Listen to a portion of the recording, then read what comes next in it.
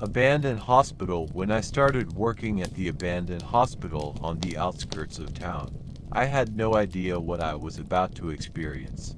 At the time, I thought it would be just a regular job, checking the premises, maintaining order, and minimal interaction with the rare visitors who came for repairs or building inspections. But with each passing day, I began to feel the strange influence of this dark, eerie building on me. The hospital had been built in the 1950s, and when it was shut down and left to gather layers of dust and grime, it gained a strange reputation. People said that horrific experiments were conducted there, and after it was closed, anyone who tried to get inside either disappeared or reported hearing strange sounds and seeing visions. The locals avoided the place, believing it was cursed. Honestly, I didn't buy into these stories, but with every night shift, I couldn't shake the feeling that something was off. For the first few weeks, everything seemed normal, until I found myself in one of the most remote sections of the hospital. This was an old wing, still filled with broken beds, rusted tools, and decaying walls. I had always avoided going in there, but one day, with no other choice, I ventured inside. I turned on my flashlight and stepped into a room that appeared to have been abandoned for years. Inside, it was dark. I walked down a long corridor, the walls covered in mold, and the air thick with staleness. Shadows seemed alive, and I could have sworn I heard faint rustling noises in the dark. But the strangest thing was the sense that time didn't exist in this wing. It was like I had stepped into another reality, one where every movement repeated like a broken violin without a melody. One of the strangest moments occurred when I entered an office that appeared to be a surgical room. Old medical tools were scattered across the table, and dusty bottles of chemicals lined the shelves. But what really unsettled me was the enormous mirror hanging on the wall opposite the table. It was so old that the surface was cracked, and it seemed to reflect only half of what was happening in the room. I felt a strange draft and quickly turned around. In the corner of the room stood a figure. It was a woman in a white coat, her face hidden behind long hair, and her body twisted unnaturally. I froze. My heart pounded so loudly it seemed like it would burst from my chest. The woman took a step forward, and her face slowly became visible, but it was horrifying. Her eyes were hollow, and her skin was deathly pale. I couldn't move. My hand jerked toward the door handle, but before I could take a step, her face twisted into a crooked smile, and her lips began to move. She whispered words that I couldn't understand. Everything I heard sounded distorted, like she was speaking through glass, underwater. I didn't know what to do, but then I felt something cold and heavy strike my back. I turned around, but there was no one there.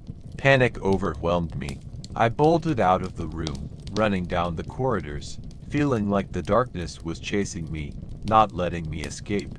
I begged myself not to look back, but when I ran past the mirror in the hallway, I thought I saw her again. Her face was no longer in the glass, but in the reflection. I screamed and ran out of the building. The next morning, I went home, unable to calm down. Everything I had experienced felt like a nightmare, but when I returned to the hospital for my next shift, I found that several other staff members had seen the same thing. Some claimed to have heard footsteps, others complained about strange noises in the walls. I could feel that this place had a hold on us, and I couldn't explain why. With each passing day, the atmosphere in the hospital grew more oppressive. At night, in the darkness, I could feel her, the woman in the white coat, watching every step I took. I was no longer alone in the building. Someone was following me from room to room, through the walls. One day, when I found myself in that wing again, I saw her once more. She was standing by the window, staring into the emptiness. But this time, she didn't approach me. She just stood there, her face empty, like a corpse. The silence in the room was deafening, and I could swear I could hear her thoughts, her pain. After that incident, I couldn't stay in that place any longer. I quit my job and never returned.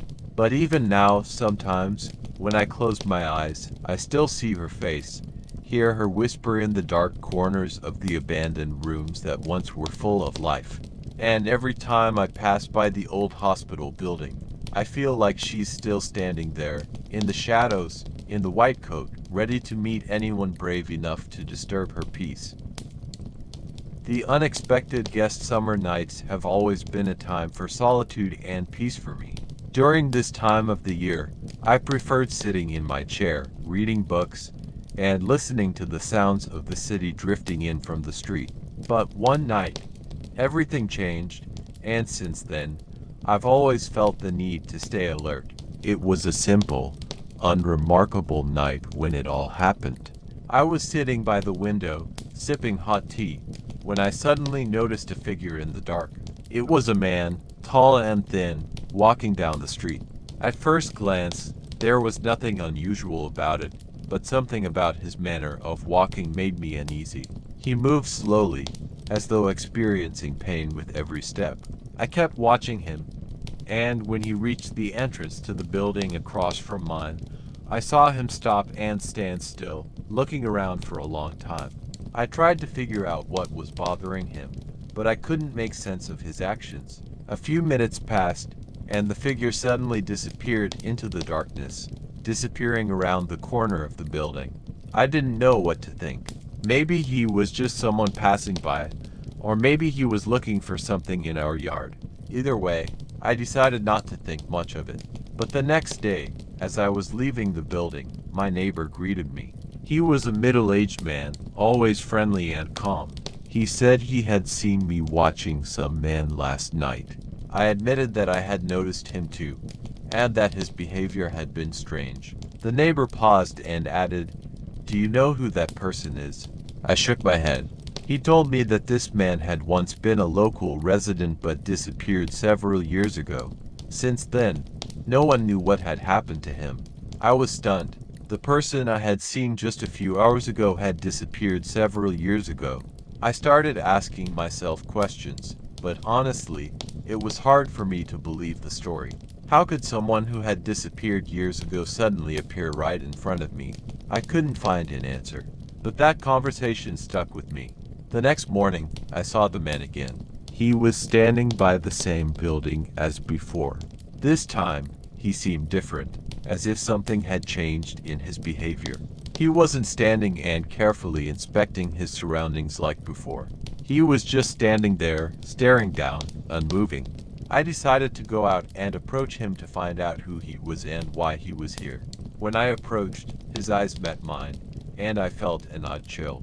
He didn't say a word, just nodded in my direction and turned, disappearing into the darkness. I wanted to ask him what he was doing here, but I couldn't. That evening, I found it hard to focus on anything. Thoughts about what had happened wouldn't leave me alone. I decided to go back to the same entrance where I had seen the man and tried to find out more. It was risky, but I couldn't shake off the strange incident. When I returned to the spot, I noticed that the entrance was dark, and the windows were empty. I couldn't understand what was happening. Why had that man disappeared again? Where was he now? A few days later, I learned about an old house on the same street. The neighbor told me that someone had once lived there, but they had long been forgotten. They said he was strange and reclusive, always hiding in his house, never going out on the street. At some point, he disappeared, and no one could figure out what had happened to him. I decided to investigate the place and try to find any traces that could explain things. When I reached the house, the door was slightly ajar, and I felt a strange sensation, as if something was compelling me to enter. I stepped inside and found myself in a dark hallway. The entire house was empty, all the windows boarded up, and dark shadows stood in the corners. I felt uneasy but continued moving forward. Suddenly, I heard footsteps behind me. They were the steps of that very man. I turned around and saw him standing in the doorway, his eyes filled with emptiness. He didn't move, not a single gesture, but his gaze was piercing. I couldn't move. Fear froze me in place, and I stood there, not knowing what to do.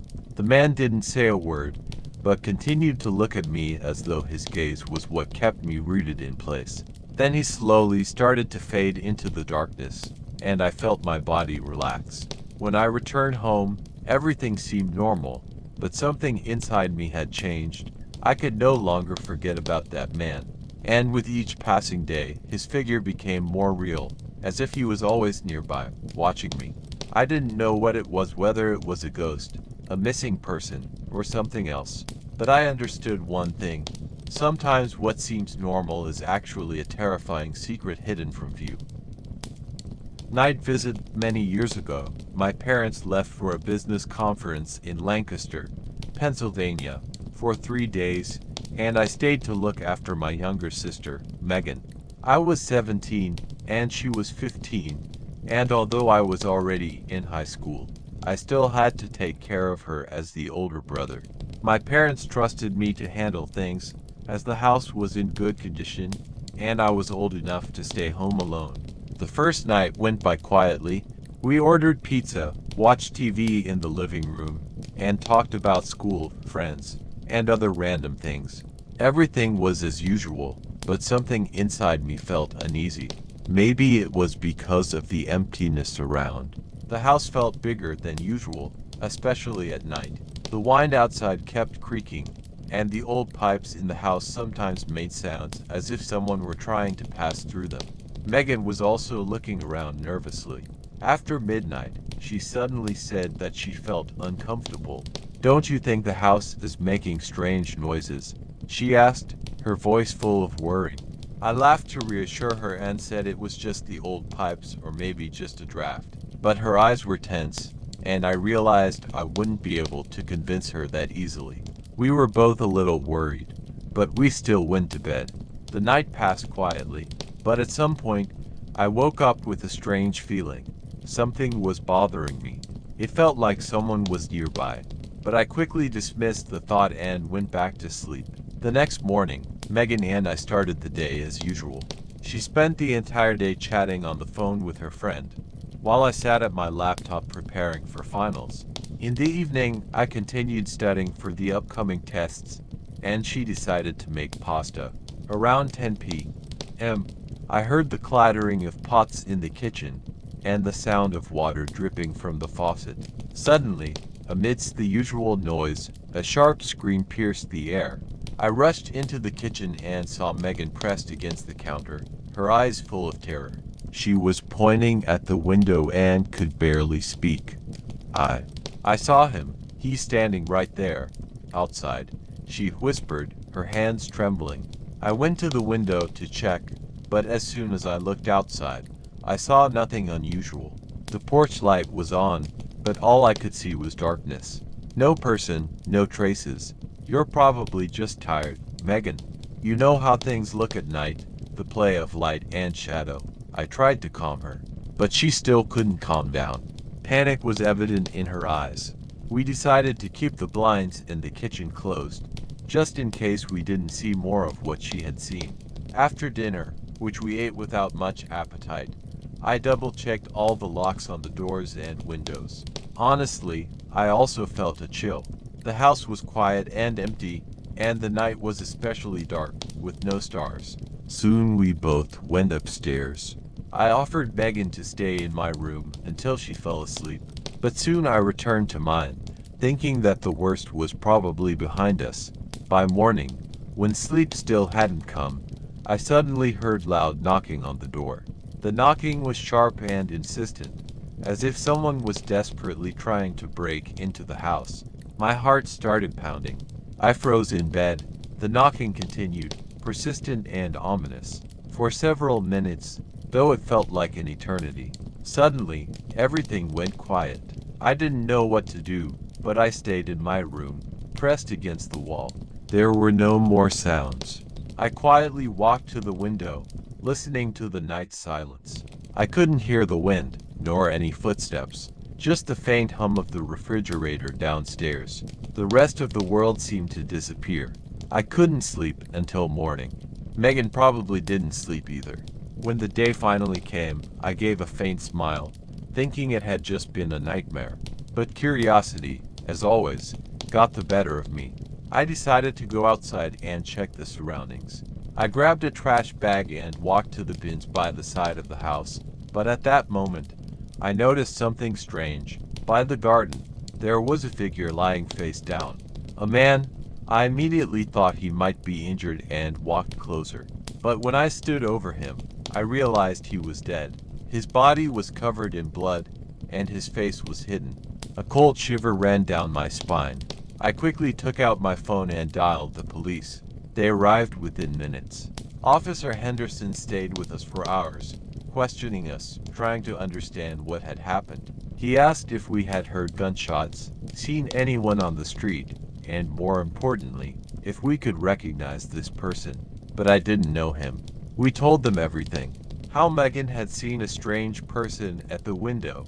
How someone had knocked on the door during the night. The officers took the body and said they would contact us if they discovered anything new. We never found out who that person was. No other traces, no other missing persons reports in our neighborhood. Megan and I went through it terribly. Our parents returned late in the evening and I told them everything again. We couldn't understand what had happened. I continued to feel as though something invisible was hanging in the air. It was something bigger than just a coincidence. And now, after several years, I still feel like I can't walk past that kitchen window without remembering what Megan saw. About the man in the night shadows, covered in blood, standing and watching us, hiding in the dark. And that question that always remains, why our house? Why us? Shadow in the attic. My parents always said that the old house in the village was part of our family. Its walls held stories, memories, and secrets passed down from generation to generation. When I was a child, I loved running around the house, searching for hidden corners and dusty old things that seemed to call to me with their mystery. We often visited on weekends. But as I grew older and it became harder to find time for such trips, I started to forget many of the details. The house stayed empty, and when we returned, it seemed like there was less space, the place felt smaller, and the walls felt closer than before. It happened one summer when I was in college. My parents decided it was time to fix up the house and sell it. They couldn't manage it on their own and asked me to come and help. I never minded this kind of work, especially in that old house where every corner had its own special charm. It was a large, two-story house with an attic and a basement. When I first went up into the attic, the smell of dust and old wood filled my lungs. I felt something strange, as if there was still something hidden here, something that should have been kept out of sight from outsiders. I'd never liked dark corners or musty spaces, but there was something particularly strange about the attic. It was full of old boxes, worn furniture, and the floor was covered with a thick layer of dust that hadn't been disturbed for years. The more I moved the boxes around, the more I started to feel like something wasn't right. Sometimes I thought I heard a faint scraping noise, like something was slowly being dragged across the floor. But every time I looked, everything was still. One day, I decided it was time to get to the bottom of this weird feeling. I came back to the house to spend the night and continue cleaning, despite the strange unease. In the evening, when the sun began to set, I decided to take another look in the attic. I turned on my flashlight and slowly climbed up the stairs, trying not to step on the old floorboards that might crack under my weight. This time, as I stepped inside, I noticed an old wardrobe in the corner. I couldn't remember it being there before. It looked like it had been brought here years ago, but somehow, it had gone unnoticed. When I approached the wardrobe, I felt a cold breath, like the air around me was growing heavier and colder. I opened the wardrobe door. It was dark inside, and all I could make out were some old blankets and a small wooden box. Getting into curiosity, I took the box and opened it. Inside was a photograph. The house was on the photo, but it looked different, somehow altered. A shadow loomed in the window. I couldn't understand why the image unsettled me so much, but something about it felt wrong. I put the box back and closed the wardrobe, but then I heard a strange noise, a scraping sound, as though something had moved. I froze, trying to make sense of what was happening, but everything remained silent. That night, I couldn't sleep. I kept thinking about that strange photograph. The next morning, I decided to return to the attic to figure out what the shadow on the photo was, and why it disturbed me so much. When I got back, I saw that the wardrobe was slightly open, even though I was sure I had closed it. I went up to it, but this time, I noticed something new, an old key lying on the floor next to the wardrobe. It looked like it had been placed there deliberately.